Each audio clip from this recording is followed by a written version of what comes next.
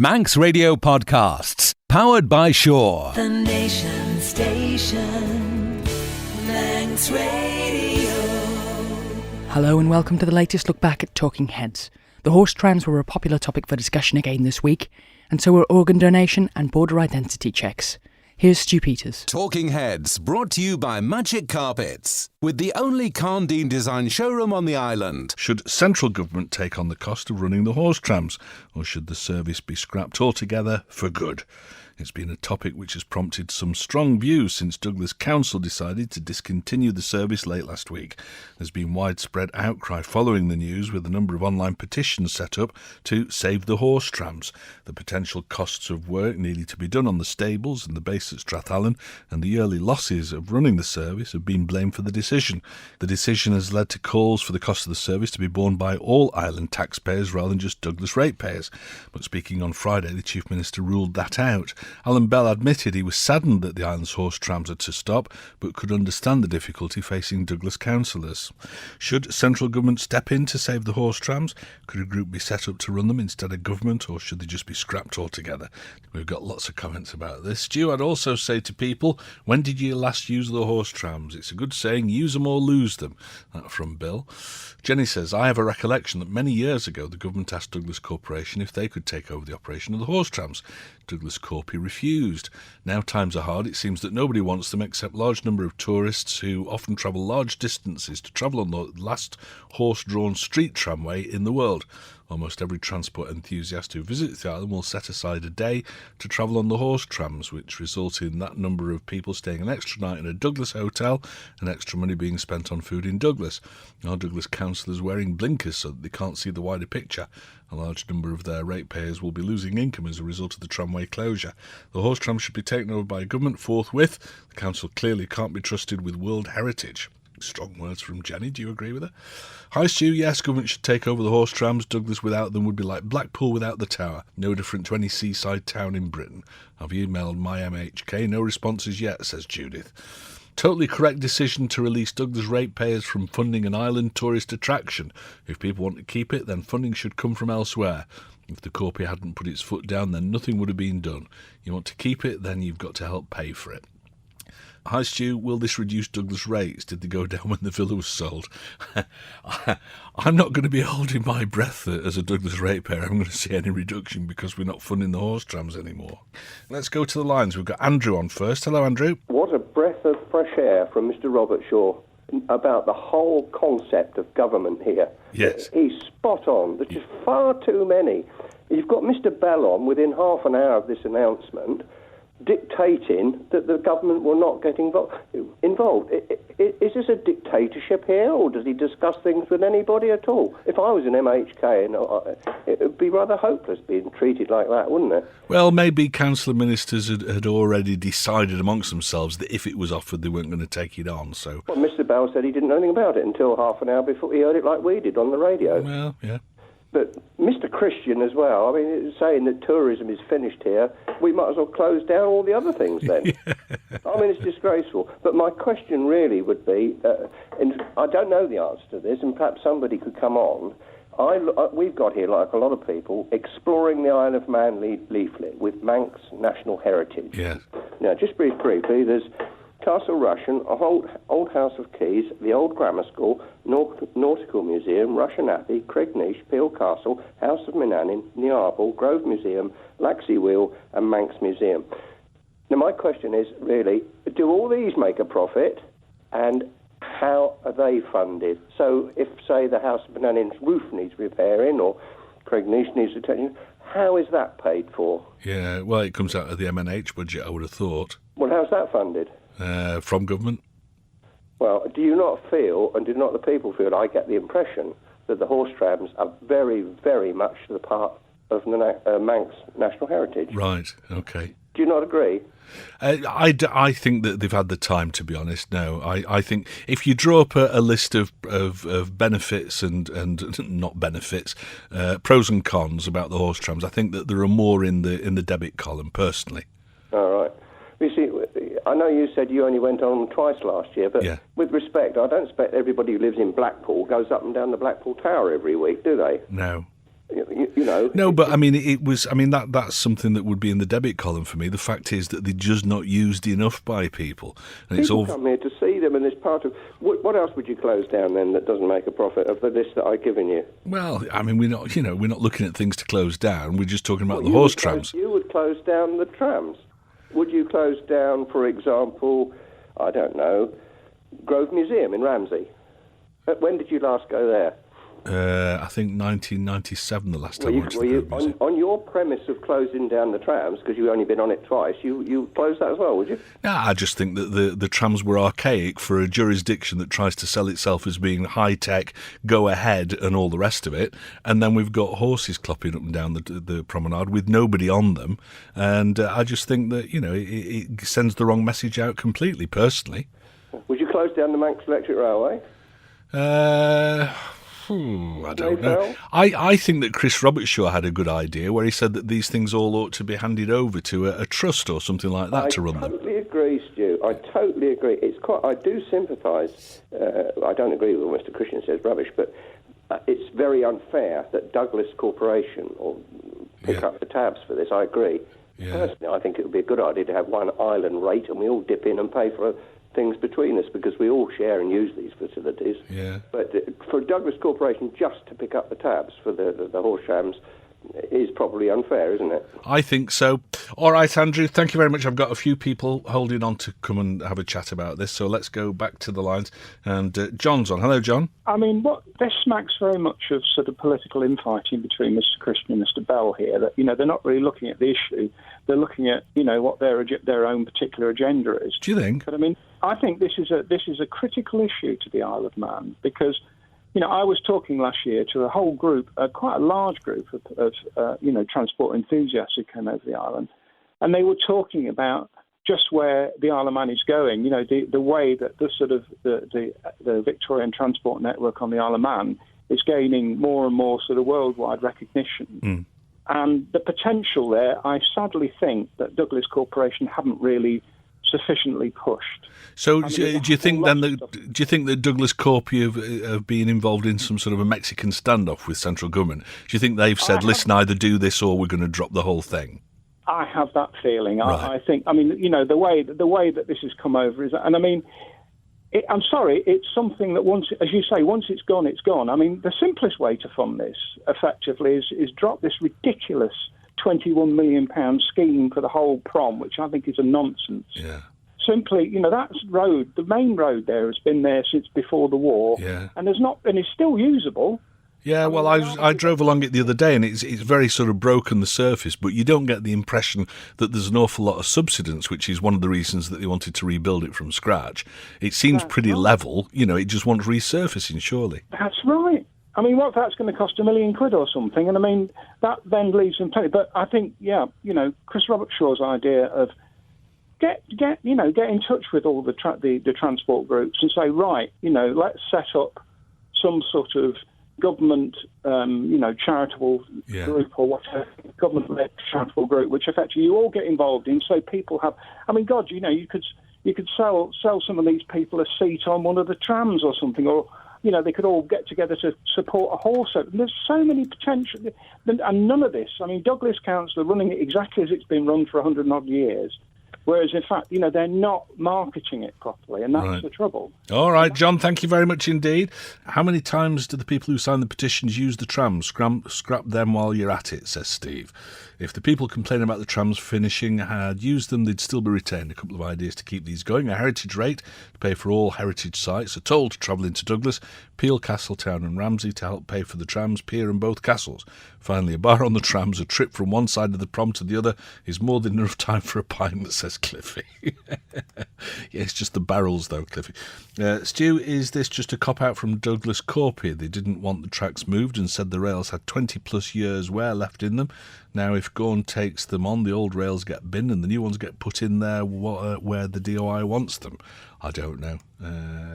Conspiracy theory, I don't know if there's any foundation to it. Mr. Robertshaw needs to wake up and come into the real world. It's making a vast loss. This smacks of electioneering by Robertshaw, says Dave.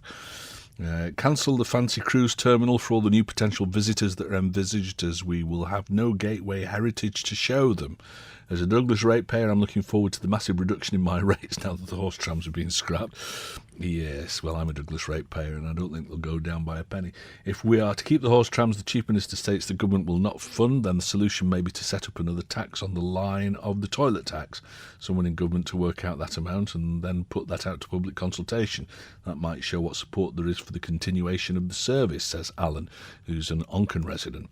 With regards to the horse trams, if they're to be abandoned in Douglas, why not offer the infrastructure up for grabs? Why not sell it off to another area of the island who could run a smaller, less congested service? I vote for Peel. OK. What sort of stable block are they building for $2.9 million with gold water troughs?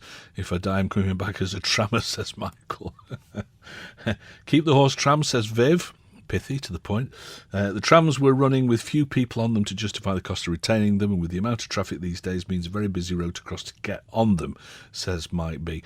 For goodness sake, the horse trams are an expense Douglas ratepayers can't afford. Now, if some other organisation wants them, that's great, but stop the mania now going on to keep them. We Douglas ratepayers can't afford them. Just get into the real world, people. Our government have piled expense onto the councils as it is.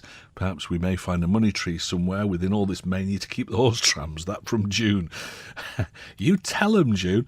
If Douglas Corporation are worried about saving money for the ratepayers, can they close the golf courses? That runs at a loss for a minority of people. Also, the extravagant fireworks in November for other countries' parliaments are an expensive puff of smoke. To be fair, the railways have worked at initiative to keep them running and fresh. The horse trams haven't, says Peter. Tourism certainly does exist in the Isle of Man. Would Mr Christian care to come and visit the 3 properties I manage? And I'll demonstrate this to him, says Chris, a disgruntled and confused hotelier in Douglas. The Nation Station, Manx Radio. Should the Isle of Man introduce border identity checks?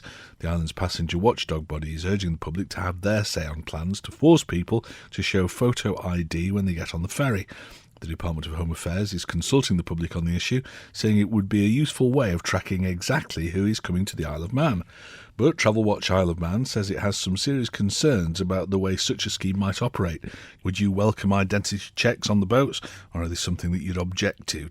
Hi Stu, why not do all the ID checking on the 4-hour boat trip, taking appropriate action on landing, says David H. Hi Stu, with reference to ID checks, what about all the people who come to the island from Ireland with no checks at all, says John. Sooner we get passenger checks, the safer the place will be. It works everywhere else, and what's the point doing it at the airport if they don't do it at the sea terminal? The troubles with ISIS are only going to get worse, so why wait until it's too late, says Gary. Let's go to the lines and see what Sylvia thinks about border controls. Hi, Sylvia. Stuart, I think it's long overdue. Do you? Yes, I do. Okay. If you lived in Jersey, you'd go through customs to go out. Oh, right, yeah. You'd have to go through customs when you landed. Yeah, I've flown into to Jersey, but I've never been there on the boat. So are you saying that the boats, you've got to go through some sort of immigration thing there as well? Well, it's customs. Customs, yeah. Yes, but I mean, the point is, I've never found either way flying over by boat to Jersey any great hassles over a little place like that can do it. We can do it. I would have thought that, so. I think they have a moral duty, this government, to protect the people on the island. Yes. There's not half enough checks, and yet the first thing they say it's the police's fault. They cut them down to the bone, and then expect them to do twice as much as they possibly can. It's ridiculous. I don't know, Sylvia, but I suspect that there are probably far more checks that go on as far as security is concerned than we, the public, are aware of. The fact that nobody has to show a passport, I think that the authorities have probably got a fairly good idea about who's on the boats to and from the island. Well, they're not daft, like lots of people think they are. No. So, but I do think they have a moral duty to protect the people on the island, particularly in this day and age. Yes. And they don't. And a lady came on your program when you talked about this once before, and I thought what she said made a lot of sense when she suggested that they put cameras there. Yes. And just close the island till they pick them up. Yeah. Not that big a place. It's not. Some good thoughts there. Thank you very much, Sylvia. This from Alistair. He says, "Hi, Stu. It's vital we have some control of our borders for the future. Just look what's happened in Europe by giving up border controls." That frightens me to death, I have to say. "We need to know who's arriving here to protect the safety of our island. Car numbers need to be photographed, which is not difficult. Prevention, better than cure," according to Alistair. "I simply think this is a matter for the steam packet. If they want to ensure that the people on their vessels are who they say they are, then they have the right to. What we don't have the right to do is to impose our own border. We benefit greatly from being in the common travel area, as it means border-free travel for Manx residents to the UK and Republic of Ireland." Well, that's a valid point as well. We are part of this common travel area, and I suppose it is there to try and ensure free passage between the various jurisdictions. I would think most of the crooks visiting the Rock use a private jet. Do you think so? Andrew called. "Yes, we should have the checks done. I used to travel frequently to Calais on the shuttle or the boat, and it wasn't a problem. It takes a matter of minutes, so it shouldn't be an issue." Let's go to Ken. Hello, Ken. I've got no real hassle with it, except, you got to do it at the airport, so why not at the boat? Yeah. I take the point about the boat doesn't have a seaside once you've been through. Yes. Security at the moment. However, we've got this wonderful, grandiose scheme of redevelopment of the port area. Why not crack on and put something in then? Yes. Yeah. The other point, my main point really, is that when you think about, if people think about it, with the present sort of checks of passports, it's just a cursory check. And all that does, really, let's be blunt about it, is matches the name on the ticket with the name on the passport, with the face of the person standing in front of you. Yeah. That's not to say that that person standing in front of you is, in fact, A. Smith or Bill Jones or whatever. Right. Because he's got some official-looking document there, which the check-in person looks at, says, "Oh, yeah, all names agree. On you go, here's your boarding pass." So, to put it in a nutshell, a passport looked at like that proves very little. It certainly doesn't prove the authenticity of the person holding. Well, it goes a long way to us, because remember, it's a photo ID, so they're not just checking that the numbers, the names match. They also look at your face to make sure. That's what I'm saying. You look at, and how often do you read in the paper about people turning up with passports in the name of dead babies, but with the right photo on it? Yeah. Come on. Yeah. Okay. In this day and age, it's not too difficult for those people with the capability and with the equipment to put an appropriate picture into a passport. Yeah. Okay. I'm sorry, I just totally disagree with you there, all the way along the line. And that's my thoughts on it anyway. Good. However, the system is such that as long as it's in there as it goes, like millions of others, I'll go along with it and accept the fact that the powers that be have got the right idea and they're keeping me safe. Yeah, okay, I think that's a fair point. Thank you very much, Ken. Eddie, I think, is not a fan of this concept. Eddie, good afternoon. No, I'm not. I think it's absolutely ridiculous. How much is it going to add on to the fares? We're already scream about how much they are. Yeah. It's another, you're going to have extra custom officers, extra security officers to keep people in line. Yeah. When you work it out, we're supposed to be trying to encourage people to come to the Isle of Man, not discourage them. Well, we want to discourage the bad guys, though, don't we? We want to have an idea about who's coming, don't we? But you know as well as I do, Stu, if you're going to do something naughty, you're not going to come with your own ID, are you? True, yeah. I must say that with all the checks that they do at airports these days, I'm still fairly convinced that if a bad person who wanted to get through wanted to badly enough, I'm sure that there are ways that they could do that. But also, how can we possibly do it if we're still in this free zone area? Common travel area. How can we alter the rules? Yeah, true. Yeah. I just can't see how our government could turn around and say, well, we're not going to do this anymore. We're going to check everybody in and out. I suppose we've got the right to rescind that agreement and get out of it if there are sufficient concerns about security. Yeah, well, is there? really and truly. I mean, when did we last have a terrorist attack in the Isle of Man? Via the boat. This is what I mean. I mean, how much is this going to cost? Yeah. You're going to have to put new scanners in. You're going to have to somehow or other alter your whole sea terminal. Yeah. And what's going to happen on the other side? Are Heysham and Liverpool going to agree to this? I don't think so. So you think that the reward isn't worth the risk, or the risk isn't worth the reward because it's... Not at all. Yeah. All right, fair dues. Good stuff, Eddie. Let's take our final caller on this, and it's Howard. Hello, Howard. I'm just wondering, listening to some of the comments on here, how many people have actually been on the internet and had a look at the questionnaire? I actually filled it in the other night. I went on curiosity and I carried on. Yeah, good. And I can say personally I'm in favour of it because we go through the same system going to the airport. It's a 5-minute delay. Yeah. If that. In the UK, you've got hundreds of people going through. This is one trip you're going to go on a boat. It would mean turning up 5 minutes earlier. That's about all. Right. A lot of people can't do that. But also in that, and people have not brought this up, people travelling in the burqas and the keeks, whatever they call them, there is a provision in that where they would have to be checked against, because as that earlier chap said about terrorists, there was one terrorist escaped dressed in a burqa. Yeah. But that provision would have to be provided for, and if you go in on the internet and read it, there are 8, maybe 10 questions at the best, and it covers all this ground. Right, so it's worth people having a look. Thought out. Yeah. Good. And I would wholeheartedly agree with it because it would help the police. Yeah. In the people who's coming in and smuggling drugs. Right. And it would not take any more minutes, and I think these people are just making mountains out of molehills. They're putting obstacles where they don't exist. All right, fair dues. Thank you very much for your comments, Howard. The Nation Station, Manx Radio. Could a compromise be reached over the future running of the horse trams? The island's vintage horse tram service may yet have a reprieve. That's after the House of Keys yesterday agreed for efforts to be made to assess all options to retain the historic service in one form or another. On Friday, it was revealed Douglas Corporation would stop running the 140-year-old operation as it was no longer financially viable.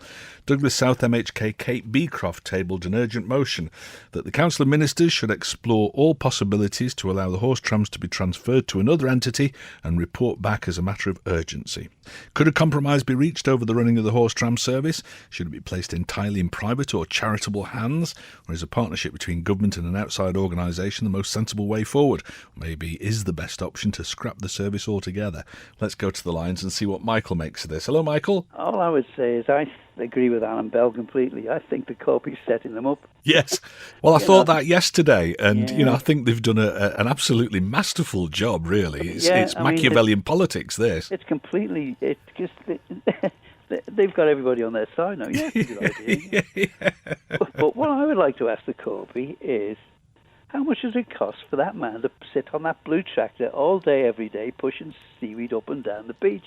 Yeah, well, I mean, that's come up a number of times on the programme. I've asked leading councillor Christian. He says it's to stop it going rotten and the flies bothering the people who live on the prom. Yeah, I've heard that as well. There's no reason. It's like saying somebody goes to live on the TT because they don't like the sound of bikes. There's seaweed on the shore and you're going to have flies from it. Yeah. Don't live on the shore on the prom if you don't want to. Yeah, well... I think he's played a blinder himself. Yes, I think so too. And you know what's going to happen? It's going to delay the rebuilding of the promenade for another couple of years while they talk about it. Probably. Unless somebody comes I mean, there might be... It's a bit like Gradle Glen Railways, I suppose. There might be an organisation that's prepared to jump in and take it over, but those boys work flat out on doing that. Yeah, absolutely. I wonder whether or not anybody would be prepared to do that on a service where not many people are using it. Yeah, and they're doing it as volunteers. Yeah. It just doesn't work, No. No, he's played a blinder. Yep, I think so as well, Michael. If he could come on and tell me why that track is still pushing out. Let's go to the lines and see what Albert makes of this. Hello, Albert. I'm an ardent transport enthusiast. Okay. But I haven't obviously heard all the contributors and their views. But this is a big issue, and we've got to think big on it. So why not seek an international sponsor? This could be a food or a beverage manufacturer or a retail outlet or even a bank or insurance company. I see, yeah. And as the trams already carry advertising, then this sole sponsor could have their brand on all the trams on the complete fleet. Yeah.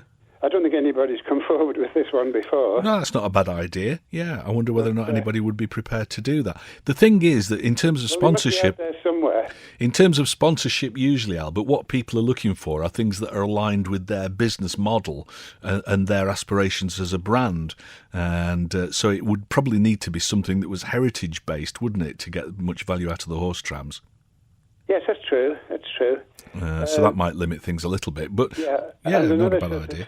Aside, if you like, my wife and I both support all forms of vintage transport, and we both have our tram and train season pass cards. Yes. So if the horse trams were to be partly paid for by people who support that scheme, then that would obviously help as well. Right. But this would have to include the horse trams and not be just the trams. Got you. And the trains. Yeah. We obviously also have our bus passes. Yeah. For what it's worth, Stu. All right, good stuff. Thank you very much for your call, Albert. Nice talking to you today. Quick call from Malcolm. Hello, Malcolm. I think a lot of people aren't mentioning the safety aspect of the horse trams going. I think if somebody was to say now, we want to introduce a horse tram that runs down the middle of the road, then the health and safety people would veto it straight away. Absolutely. Absolutely, yes. I mean, there has been some accidents over the years, but I think that there's a serious one waiting to happen. Yeah. And I think it's all right, it's part of their heritage and so on and so on, but I think from a safety point of view, with more and more cars on the road, motorcycles and everything, and it's only wants a child or an adult even to step off and get run over, and then I think everybody's in a lot of trouble, and I think it's a good thing that they should go before there is a really serious accident. All right, good point there, Malcolm, one that we've not talked about in the past, but thank you very much for your call. Why have Douglas Corporation waited until now to say that they want rid of the horse trams when government have spent hours and lots of money on drawing up plans for the promenade? Very good question. They could have sorted the promenade out ages ago if it wasn't for the uncertainty over where to put the horse trams. Yes, I think you make a good point there. Talking Heads, brought to you by Magic Carpets, with the only Carndine design showroom on the island. You're listening to the latest Talking Heads podcast featuring highlights from the programme over the past week. The Nation Station, Manx Radio. Should bereaved relatives be able to override the wishes of the deceased when it comes to organ donation? It's something we looked at recently on Talking Heads, but the Health and Social Care Minister was asked about the subject in the House of Keys this week. Whose wishes should take precedence, do you think? Is it paramount that the wishes of the deceased, if they're known, are carried out, regardless of the impact on their next of kin? Or is it more important to respect the feelings of those left behind? Let's see what Jill makes of this story. Hello, Jill. If people have gone to the trouble of putting their wishes in their will, it should be respected. Or carrying a donor card, I think, more importantly. Oh, yeah. I mean, or it being listed on the driving licence. I think that happens, doesn't it? Well, I'm not allowed to drive, so I wouldn't know. Yes. But I know some of my organs can't be used because of the diabetes. Sure. But, you know, what can be used, I want to be put to good use. Well, yeah, I think a lot of people feel like that about it. You know, it's you don't need the bits anymore, so somebody might as well get some use out of them. And I mean, as far as I know, the will is a legal document. Yes. And, you know, what happens if somebody says, well, you know, says to one of the children or whatever, well, you've got enough money, you don't need this inheritance, we'll give it to somebody who needs it. Well, that happens all the time. Let loose, wouldn't it? Yeah, I mean, the thing, I don't know that a will is, I mean, yes, it is a legal document, but I don't know if that comes into it, because I think that it's usually fairly immediately post-mortem that they make the decision. So the will probably wouldn't come into it, you know. But if somebody carries a donor card, then to me, that means that they've given consent. And I think it gets complicated when people talk about presumed consent as well. You know, let's presume that people want to give their organs unless they're carrying something that says, no, I don't want them to be used. That all starts to get a little bit cloudy. But I think if you carry a donor card... Yeah. I agree with you. Yes, I mean, it's my wishes. Yeah, absolutely. They go against it, I'll come back and haunt them. Yeah, but you can understand, I suppose. I mean, especially if a young person was to die in tragic circumstances, then, you know, the parents are going to be beside themselves anyway. And the very thought of them then donating organs is probably just too much for them to bear at the time. I don't know. I think sometimes that it takes them the other way and they feel, you know... Maybe. My son's gone or my daughter's gone. I want something good to come out of their life. Yes, yeah.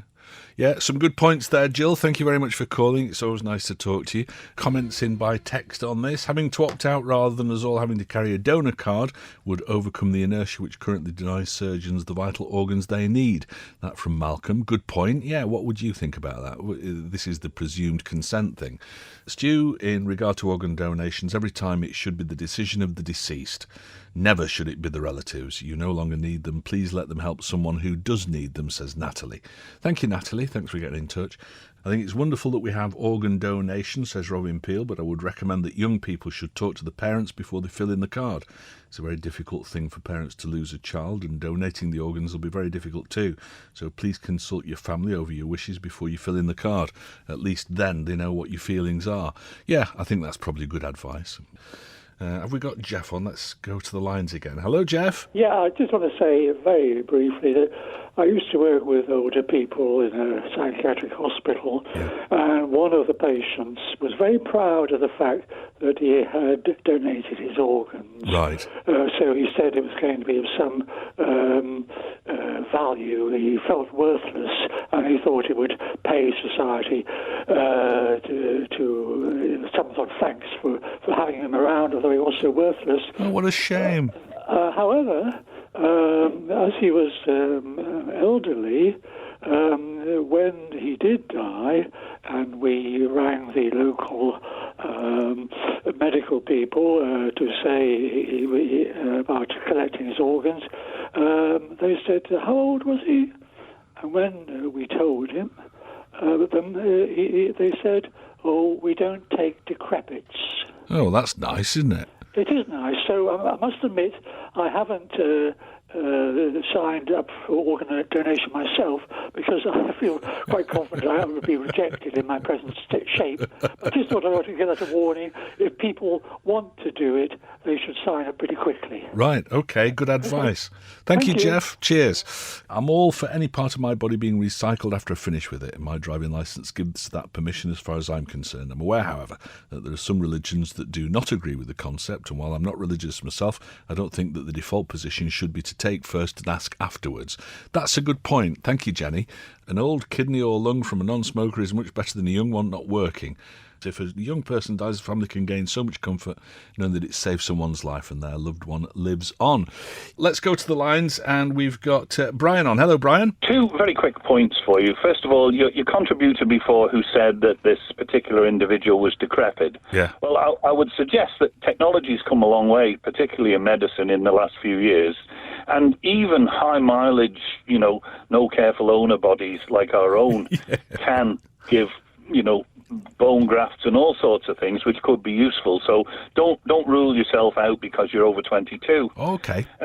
But the main point that I come to is I've been giving the matter some thought because I have a 19-year-old son. And it isn't an easy subject to bring up over the lunch table. Oh, by the way, if you die tomorrow, what do we do with your body? Yeah. So I was thinking, how would you introduce that? Now, the voters list is being reassessed, and I know it's done and dusted.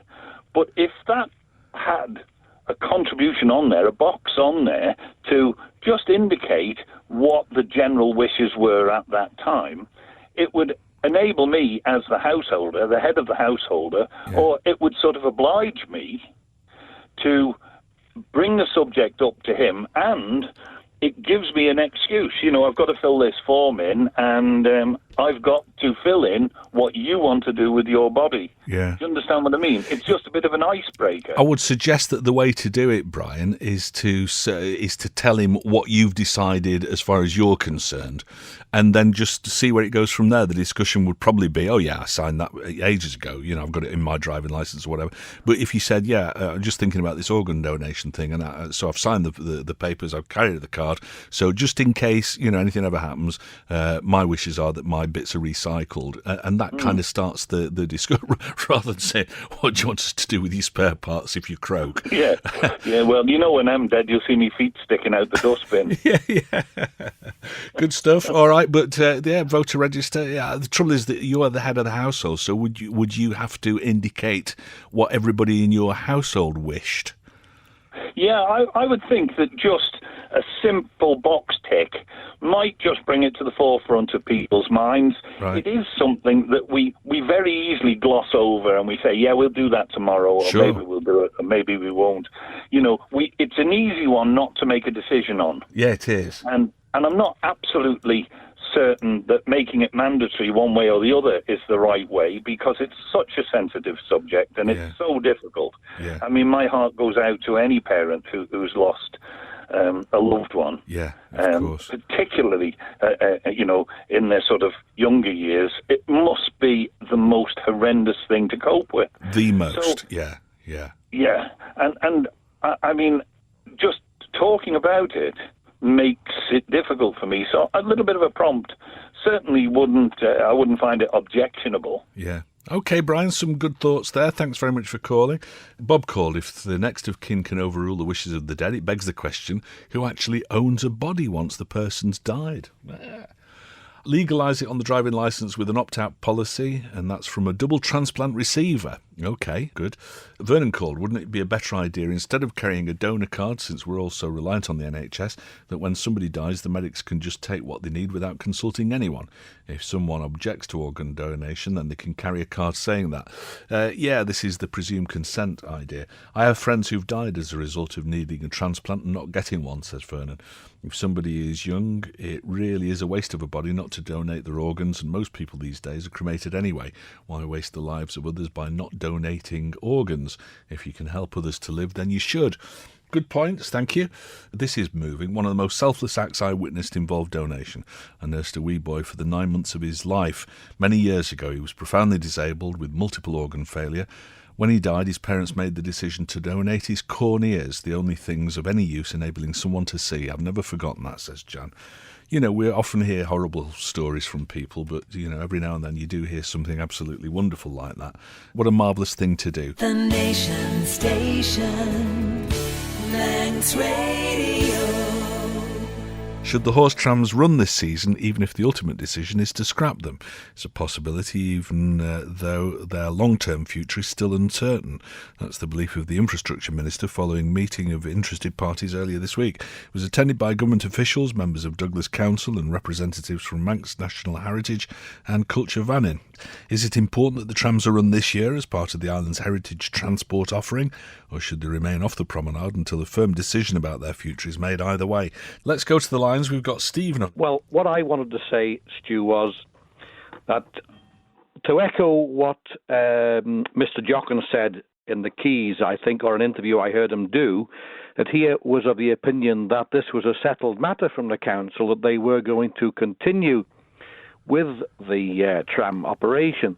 And I feel that the people who should be contacted and should have been asked, the ratepayers themselves. We were never asked. We have never been contacted. We've never had an ability to express an opinion to our no consultation on this. Yeah.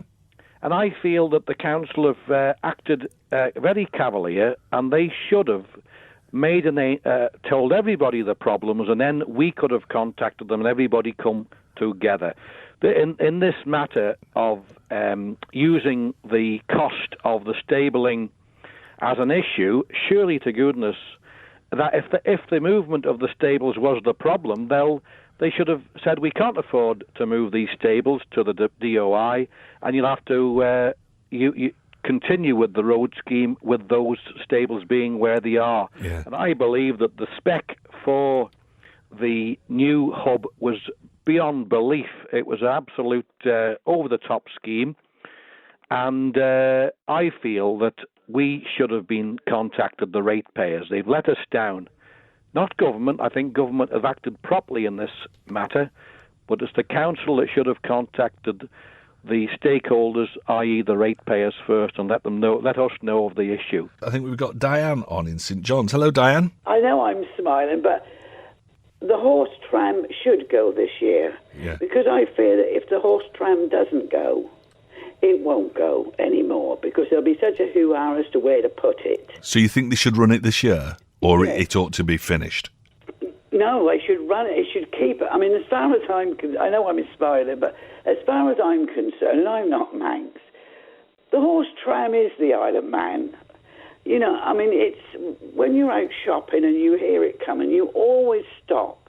It's very uplifting, you know. Is it? I mean, I'm interested that people feel like that about it, Diane, because it doesn't give me that feeling at all. And you know, the horse tram. If you're saying that the horse tram is everything that that represents the Isle of Man, surely it's the wrong message. Then we're trying to portray ourselves as a go-ahead jurisdiction, you know, with fast internet and this, that, and the other, and yet we've still got horses clopping up and down the promenade from 100 years ago. Wonderful, wonderful. Look how long man has been associated with the horse. Yeah. You know, I mean, like the other gentleman said, and he may be in Douglas. I'm not in Douglas. I used to buy a season ticket for pensioners. I didn't go on them, right, but to support the horse. But like the gentleman said, they've never asked the people. I'm not in Douglas, but I'm quite happy to have, I don't know how they do it, whether you could put it on your local rates, you know, for here in Germans, in it, yeah. And particularly for the horse tram. I willingly put on my rates £20 a year for the horse. Okay, all I right. mean, it makes you smile, and what's wrong with smiling? No, nothing wrong with that at all. Nothing wrong with that at all. All right, Diane, so you think that it's well, I mean, a few people have suggested it should be an all-island rate, or an all-island charge, in that it's not just a Douglas amenity, if it is an amenity. So you think that everybody around the island ought to help pay for the upkeep of the things? If they can afford it, I can afford £20 a year, but there probably are people that can't. But I'm quite happy. I mean, I just love it, although I don't, as I say, very often go on it. But it's got to stay, and if it don't run this year, Stu, it won't run. All right, that's a fair point, yeah. All right, Diane, I disagree with you, but I respect your opinion. You're smiling, Stu, you're smiling. Good for you. Yeah, it is good to smile. Got Neil on in Castletown. Hello, Neil. I'm afraid we'll have to differ our views on this one. I think they're such an iconic institution for the Isle of Man. I think they have to be retained. But I think it is an unfair burden on the Douglas ratepayers, and I've thought this for a number of years. I mean, a simple analogy, I'm in the Maloo Castletown area. Just imagine if our ratepayers down here had to pay for the upkeep of Castle Rushen, they had to pay for the upkeep of the Nautical Museum, which has been under considerable an enterprise for the last 6 months or so. They have to pay for the old House of Keys building, etc., etc. The Castletown will be absolutely bankrupt trying to run those facilities, or they'd have to let them go. So for me, it has to be a centralised fund, but most definitely we need them to keep going this year. I echo what Stephen and your previous callers have said. I think if you lose them this year, they'll be put out to grass, literally, the horses, and they won't come back. So definitely need to go. And I was talking to a lady friend of mine who keeps horses, and she said there's an absolute surfeit of girls and young men who are very, very keen to volunteer their time to come along and help out with the running of the horse trams as well on a voluntary basis. So, okay, we've got Terry on. Hello, Terry. It's funny, really. I mean, I've always liked to take my grandchildren down on the horse trams and various things, maybe once or twice a year, you know, depending which grandchildren are about. Nobody thinks about the horse trams until maybe it's going to go. Yeah. And we must have this heritage and all this sort of all this stuff, like, you know. I certainly don't agree. I mean, as I understand it, they bought millions of pounds worth of track for it to go, and some person wanted to put it on the curbside of the prom, where, you know, on a rough day all the tide comes over and everything. And there was a picture in the paper about 3 weeks ago, or umpteen years ago, with a tram, and it was getting caught by the tide anyway, and that was in the summer. Yeah. But what I would say is this. Everybody can always talk about it, but why don't we? I said, let's run it for the summer. Let's do some sort of deal with everybody to do it for the summer, and let's see how many support it. And if people don't put the money where their mouth is and pay for the horse tram, then unless something comes up where somebody's going to support it, then we call it a day with it. All right, well, you see, I agree with you, but I also see the point that somebody made the other day talking about this, about does that mean then if none of us go to Laxey Wheel this year, they ought to pull it down? You know, there are certain heritage things that we've got that aren't all driven by money. You know, we've got to support them through taxes or whatever, haven't we? Well, unfortunately, to put it... see, look, the credit cards are maxed out for the Isle of Man, right? We always go for overpriced. I mean, they're talking about £2.25 million for the building for the stable. And the rest, yeah. It's an agricultural thing. I mean, put it this way, I remember the days when we spent about £8.25 million on an abattoir, right? Oh, it's got to be this, that, and the other, right? It was pulled down not long after, not long ago. And yet you could have gone and bought a European bog standard abattoir for £2.25 million. That would have been rushed through. Rolls-Royce schemes, you see. You know, I remember that. I mean, I got a friend of mine, and first thing he did was he was an inspector, and he had to go in and inspect the abattoir. The first thing he did was condemned it because all the hooks were at high height. Right. You know, I mean, you know, we go overboard. We've got salt barns where they can't get the tippers up. You know, but it looks lovely, and we buy big offices at Mary Veg where standard. You know. The Isle of Man used to be run by farmers. Now, you can call farmers whatever you like, but there used to be 3 members on a board, and you know, a contract would come in, and so, how much is that, boy? You know, and sort of thing. We don't need 10 inches, you know. And they got the price down. Right, yeah. We're doing Rolls, and we haven't got the money to do Rolls-Royce. Remember, the Isle of Man has always been backward in coming forward. We were the last to get the Ro-Ro, you know. Where we still thought we were running in Victorian times. Right. You've got to move with the times, and we haven't moved with the times. Now, lately, in the last 10 years, we've started sprucing the place up a bit. I mean, you know, they're talking about £4 million, you know, for doing the terminal buildings down at the promenade. For God's sake, just keep the old one going. Yeah. You know, make do and mend. Talking Heads, brought to you by Magic Carpets, with the only Carndine design showroom on the island. That's it for the latest look back at Talking Heads. Our thanks as ever to everyone who took part in the programme. If you'd like to get involved in the discussion yourself, you can call, text or email between midday and 2 p.m. on weekdays, or share your thoughts at any time on the Facebook page. That's Talking Heads with Stu Peters. You can listen back to each day's programme in full using the on-demand section of manxradio.com, and the website's also where you'll find an update of what's being discussed each day on the programme. You can also keep up to date with that information by liking the Facebook page or following Stu Manx on Twitter. And if there's anything you think we should be discussing on the programme, let us know by emailing talk@manxradio.com. But that's it for now, so until next time, goodbye. Don't sit in the slow lane. Join the fast lane right now with Shaw's all-new Superfast Plus broadband. Enjoy more bandwidth, amazing speeds and the best value on the island from just £23.95 per month. So don't be left behind. Get a piece of the high-speed action with Superfast Plus broadband from Shaw. For details, visit our stores in Douglas, Ramsey and Port Erin or click shaw.com. Love being Shaw. Terms and conditions apply.